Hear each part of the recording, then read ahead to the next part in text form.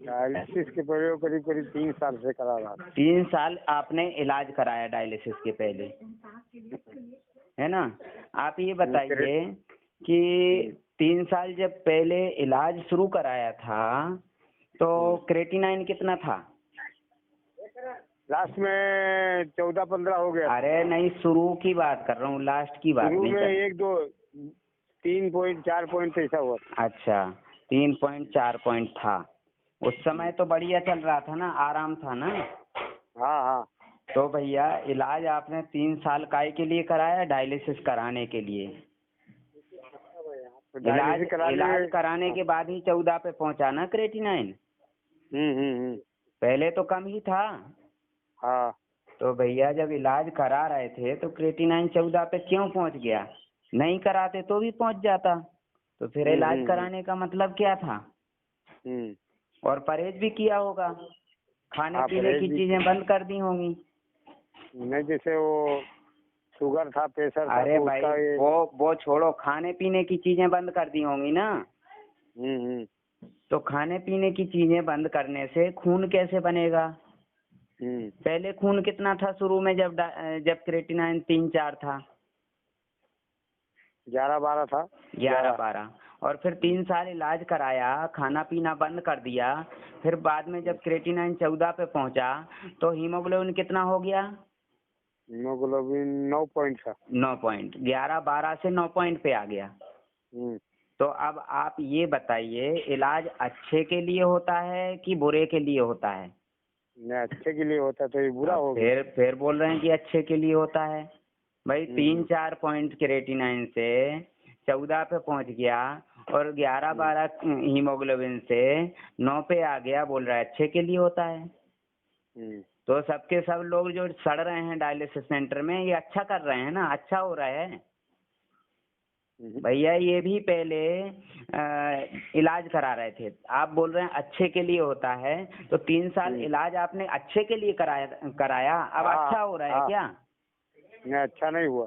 तो ये आप तो बोल रहे हैं अच्छे के लिए होता है इलाज। नहीं, अच्छा कराने के लिए इलाज किया, पर अरे अच्छा हुआ नहीं भैया, था। अच्छा होना होता तो ये डायलिसिस क्यों होता?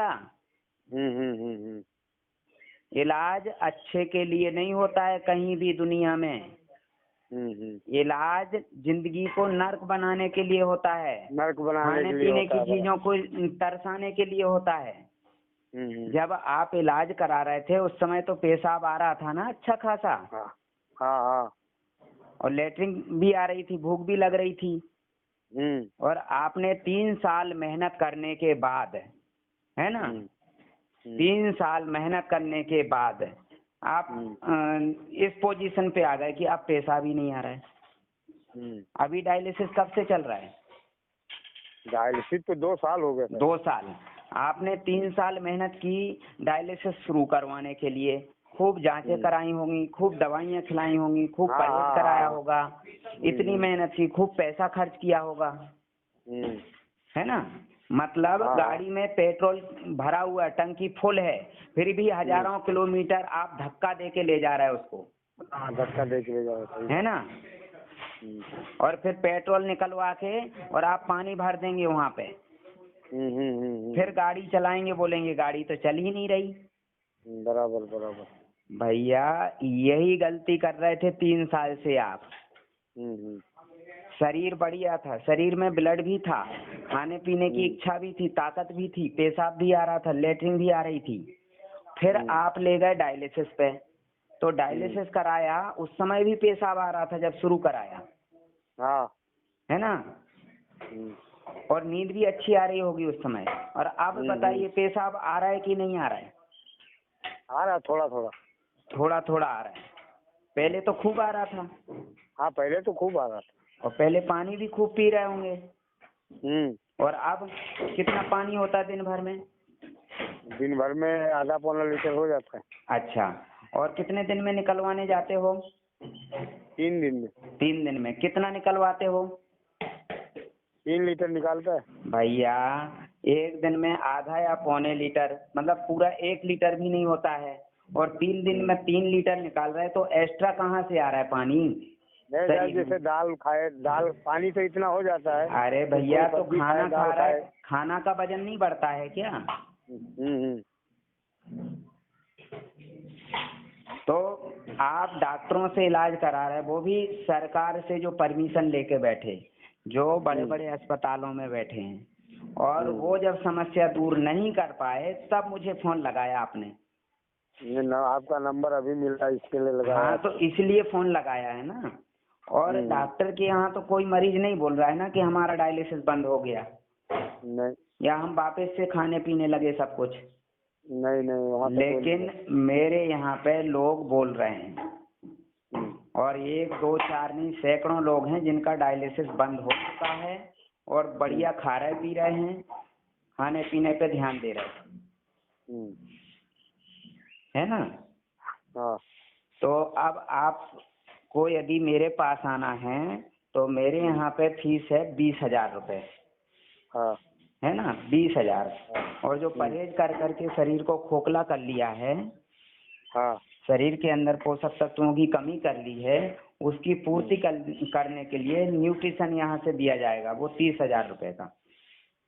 पहले महीने का खर्च आएगा 50,000 रुपये।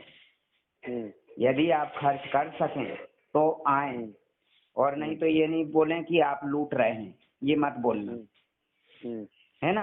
मेरे यहाँ पहले महीने का खर्चा आता है 50,000 रुपये, और दूसरे महीने का फिर 22,000 रुपये महीने का खर्चा आएगा। 5 महीने, 6 महीने, 7 महीने भी लग सकता है। जितने जल्दी पोषक तत्वों की पूर्ति हो जाएगी, शरीर में अंदर से ताकत आ जाएगी, खाने पीने की इच्छा बढ़ने लगेगी, खाने पीने लगेंगी, खून बनने लगेगा, तो शरीर में ताकत आएगी, शरीर काम करने लगेगा।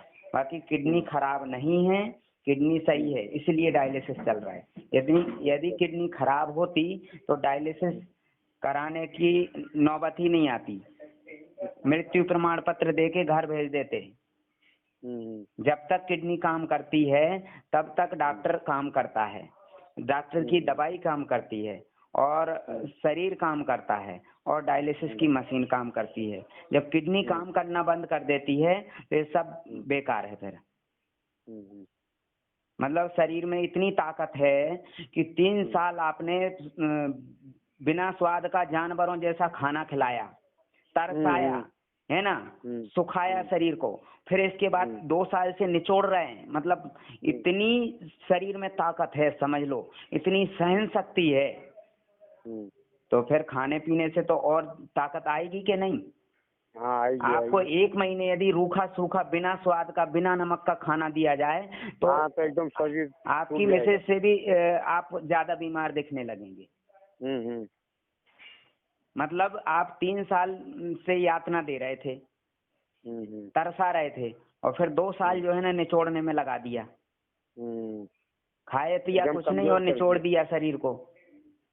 तो मेरे यहाँ पे पहले महीने का खर्चा है 50,000 रुपये। अब आप बोलेंगे साहब गरीब लोग क्या करेंगे? तो गरीब लोग रोटी नहीं खाते हैं, दवाइयाँ खाते हैं, और फिर दवाइयों में खर्च करेंगे, कर्ज लेके भी दवाइयों में खर्च करेंगे, और खाने पीने में खर्च नहीं करेंगे। और फिर डॉक्टर लोग जो निचोड़ते हैं, बर्बाद होते हैं, फिर मेरे पास आते हैं। और शुरू में यही बात हम समझाएं कि भैया डॉक्टरों के चक्कर में मत पड़ो, खाने पीने पे ध्यान दो, टाइम से खाना खाओ, टाइम से नींद लो पूरी, है ना। तो लोग बोलते हैं पागल हो गया। जब क्रेटिनाइन 2 पॉइंट 3 पॉइंट होता है तो भी समझाते हैं भैया, बुखार आता है किसी व्यक्ति को या जुकाम होता है साल में एक बार, तो उस समय क्रेटिनाइन 3-4 पॉइंट ऑटोमेटिक हर व्यक्ति का जाता है।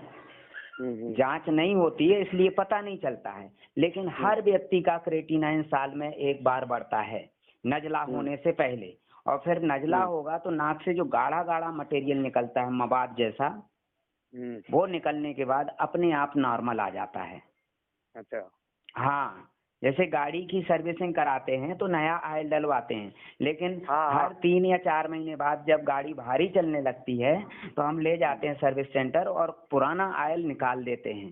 निकालने से पहले यदि हम गाड़ी के अंदर जांच करेंगे तो पुराना ऑयल बढ़ा हुआ आएगा उसमें, तो वो बाहर निकाल देते हैं, फिर नया डालते हैं। ऐसे ही हमारा शरीर जब प्रोसेस करता है, सर्विसिंग होती है साल में एक बार कुदरती तरीके से, तो बुखार आता है, शरीर भारी भारी लगने लगता है। उस समय ज्यादा से ज्यादा जूस पीना चाहिए फलों का। और लोग दवाइयाँ भरने लगते हैं। हाँ, और मतलब फिर जहर जब खाना शरीर में चालू कर क्षमता आएगी तो शरीर में नया मटेरियल जाएगा, तो पुराना अपने आप नाक के रास्ते निकलने लगेगा, गाढ़ा गाढ़ा थक्के थक्के मवाद जैसा। और उस समय यदि जांच कर ली, क्योंकि पहले जांचें नहीं होती थी इसलिए लोग जानते नहीं थे, क्रेटिनाइन ये सब नहीं जानते थे। हाँ, पहले नहीं जानते थे, तो बराबर। जांचें होती नहीं थी भैया। नजला जुकाम होता था, बुखार आता था, ये जांचें नहीं होती थी जो अभी होती हैं। और अब जांचें होने लगी। तो बाहर निकलने से पहले जब शरीर में जांचेंगे तो वो तो बढ़ा हुआ आएगा ना, तो दवाइयाँ दे देंगे तो वो बाहर निकलेगा कि अंदर सूख जाएगा। तो वो जो नाक से गाढ़ा पीला मवाद जैसा निकलता है, गंदा जो निकलता है गोंद जैसा, वही क्रेटिनाइन है, वही समस्याओं को क्रिएट करता है। श्वसन तंत्र में जमा हो जाता है तो सांस नहीं ले पाते हैं, फेफड़ों में जमा हो जाता है, श्वास नलियों में जमा हो जाता है, इसलिए परेशानी आती है। और आप डायलिसिस में ये गंदगी नहीं निकलवाते हैं, सिर्फ पानी निकलवाते हैं। पानी निकलवाते हैं, बराबर। तो वो जब बाहर नहीं निकलने देंगे गंदगी को, तो वो अंदर जो है ना दूसरे रास्ते में जाके फंस जाएगा, पेशाब के रास्ते में भी जम जाएगा गाढ़ा गाढ़ा। जब रास्ता ही नहीं रहेगा पेशाब जाने के लिए तो कहाँ से निकल जाएगा। किडनी में जम जाता है, जैसे मलाई जम जाती छन्नी में, ऐसा वो जम जाता है। तो जब जमा रहेगा तो पानी कहाँ से जाएगा। छन्नी में मलाई जम जाए तो दूध कैसे छनेगा। बराबर बराबर। तो आप जो है ना इसीलिए परेशान हो रहे हैं कि डॉक्टर को भगवान समझ लिया आपने। डॉक्टर भगवान होते तो जगह जगह अस्पतालों में लोग सड़ते। नहीं, अभी तो डॉक्टर लोग धंधा बना के रख लिए। तो धंधा है ही, लाखों रुपए की डिग्री कबाड़ने में देते हैं भैया।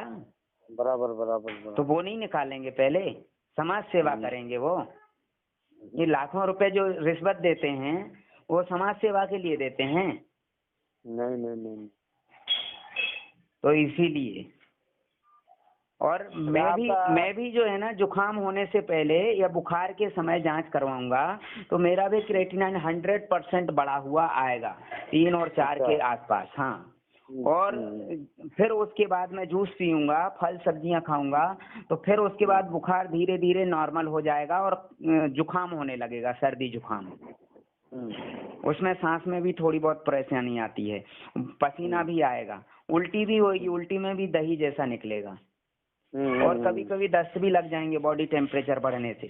जब बॉडी टेम्परेचर बढ़ा हुआ हो उस समय जब पानी ज्यादा पियेंगे तो दस्त लग जाएंगे, तो दस्त में भी बदबू आएगी, गंदगी निकलेगी। मतलब शरीर को एनर्जी मिलती है जूस पीने से, ताकत मिलती है। जब शरीर में ताकत आती है तो शरीर गंदगी को कहीं ना कहीं से बाहर फेंकने लगता है, निकालना चालू करते हैं। और हम क्या करते हैं, दवाइयाँ दे के शरीर को सुस्त कर देते हैं। दवाई मतलब ड्रग, नशा कर लेते हैं। तो हमें समस्या का एहसास नहीं होता है, और वो दवाइयों की पावर से गंदगी वहीं सूख जाती है। हम बोलते हैं हम ठीक हो गए दवाई से। हाँ हाँ, बराबर।